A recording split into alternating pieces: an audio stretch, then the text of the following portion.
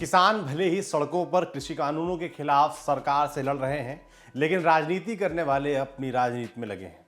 शिरोमणि अकाली दल के प्रेसिडेंट सुखबीर सिंह बादल ने दावा कर दिया है कि दिल्ली में किसान आंदोलन के दौरान जिन 54 लोगों की मौत हुई, उनमें से 40 अकाली दल से ताल्लुक रखते हैं। हालांकि सुखबीर के दावों को किसान आंदोलन से जुड़े नेताओं ने ही नकार दिया है। किसान नेताओं का कहना है कि अकालियों को हमने मरने वाले किसानों के अंतिम संस्कार तक में शामिल नहीं होने दिया था। द इंडियन एक्सप्रेस अखबार के मुताबिक शिरोमणि अकाली दल के प्रेसिडेंट सुखबीर सिंह बादल ने कहा कि उनकी पार्टी के कार्यकर्ता 3 केंद्रीय कृषि कानूनों को निरस्त करने के लिए चल रहे आंदोलन में काफी सक्रिय हैं।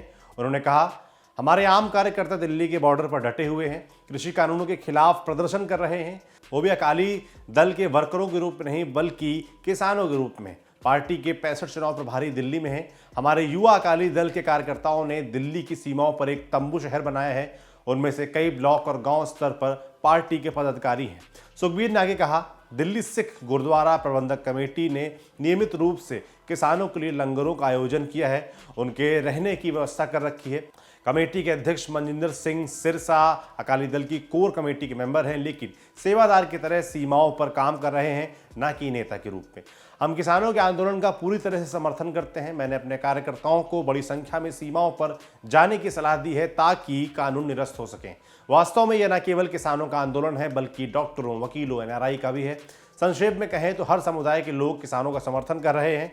सरकार को लोगों की भावनाओं को समझना चाहिए और इन किसानों को निरस्त करना चाहिए। अकाली दल के मुखिया सुखबीर सिंह बादल का कहना है कि उनकी पार्टी सक्रिय रूप से किसानों के आंदोलन को समर्थन दे रही है। उन्होंने बीजेपी पर लोगों को बांटने की राजनीति करने का आरोप भी लगाया।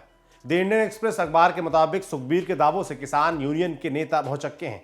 बीकेयू उग्रहान के महासचिव सुखदेव सिंह कोकरीकला ने कहा कि मेरे लिए खबर है कि मृतकों में से 40 अकाली दल कैडर के हैं।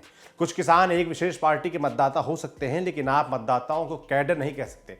उन्होंने कहा कि यह राजनीतिक दलों की मजबूरी है कि उन्हें अपना वोट बैंक बचाए रखने के लिए प्रदर्शनकारियों के साथ आना पड़ रहा है। सुखबीर के दावों की तरफ इशारा करते हुए सुखदेव सिंह ने कहा, अगर राजनीतिक दलों को किसानों की इतनी ही चिंता है तो वे दिल्ली की किसी सीमा पर एक अलग धरना करके देख लें, पता चल जाएगा कितना समर्थन मिलता है।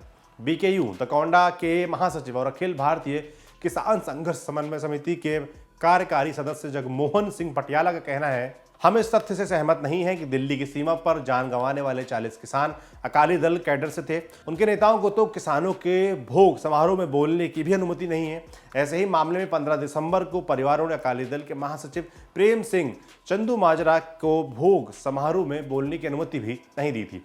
बता दें कि किसान इस बात से भी नाराज हैं कि जब कृषि अध्यादेश लाया गया था तब केंद्र में बीजेपी नेतृत्व वाली एनडीए की सरकार में शिरोमणि अकाली दल के कोटे से हरसिमरत कौर केंद्रीय खाद्य प्रसंस्करण मंत्री थी।